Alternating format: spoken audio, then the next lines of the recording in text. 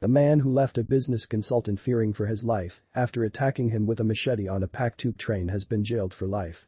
Ricky Morgan acted like the Terminator as he hacked at James Porritt in an unprovoked attack in front of terrified passengers traveling on the Jubilee Line in central London. Horrified onlookers toppled over each other as they attempted to flee through carriages to escape the attacker. But Morgan was heard to tell horrified passengers, "This is not a terror attack, I only want him." Mr. Porritt, who suffered a severe injury to his hand and bone-deep cuts to his head and shin, told a trial at the Old Bailey it was like a horror movie or the Arnold Schwarzenegger sci-fi film Terminator. Morgan denied attempted murder on grounds of insanity but was found guilty by a jury on 20 May following 2 days of deliberations. He was also convicted of possessing a machete and a lock knife. The defendant was jailed for life with a minimum term of 16 years at the Old Bailey for carrying out what a judge described as every tube traveler's nightmare. The incident, caught on CCTV, went on for 20 minutes before Morgan was confronted by police and dropped the machete. Graphic footage showed Morgan shouting and thrashing with the machete inside the carriage as terrified passengers scrambled to get away. Sentencing Morgan, Judge John Hillen told him, "Having watched many times during the trial the ferocity of your attack captured by on-board CCTV images, James Porritt is very lucky to have survived. What happened will haunt him for the rest of his life. He thought he was going to die and never expected to escape from that attack alive.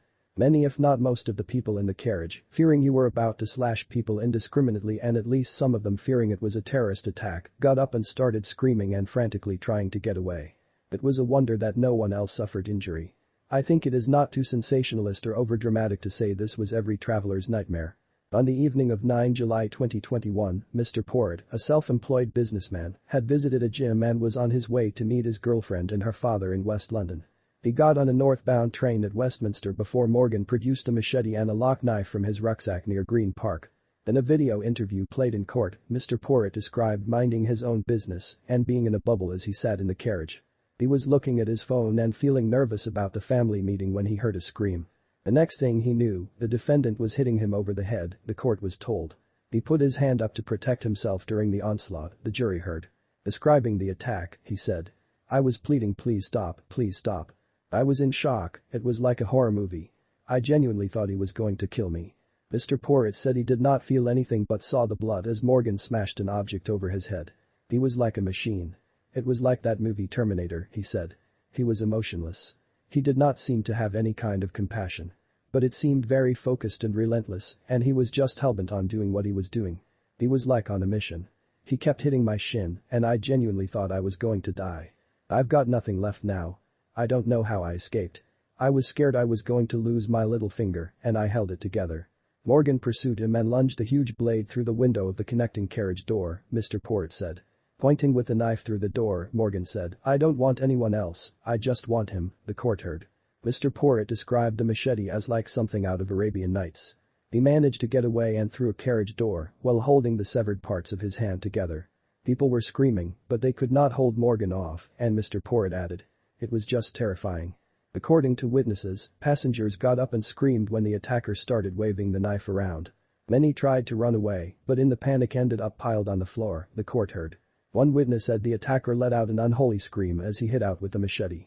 Another passenger bravely tried to engage with Morgan and told him to calm down, the court heard. Meanwhile, a doctor who happened to be on the train gave Mr. Porritt first aid. After being confronted by police, Morgan dropped the blade, put his hands up and got on the floor. He told officers it was a road issue, not a terrorist attack, adding, "If I had known it would cause this much drama I would not have done it." Morgan was to tell a psychiatrist he had been carrying the machete and lock knife around for some time. The court heard Morgan had a history of low-level violence dating back to the age of 13. He had 26 previous convictions for 58 offenses, including the more serious crime of discharging a sawn-off shotgun into a private house. In mitigation, Warwick Allison said the offenses were likely to have come about as a result of Morgan's profound and serious undiagnosed schizophrenia. On Morgan's willingness to seek treatment, the barrister said, "Ricky Morgan does not wish to be the terrified, deluded creature living in a room he had barricaded from the outside world, believing attackers were going to kill him.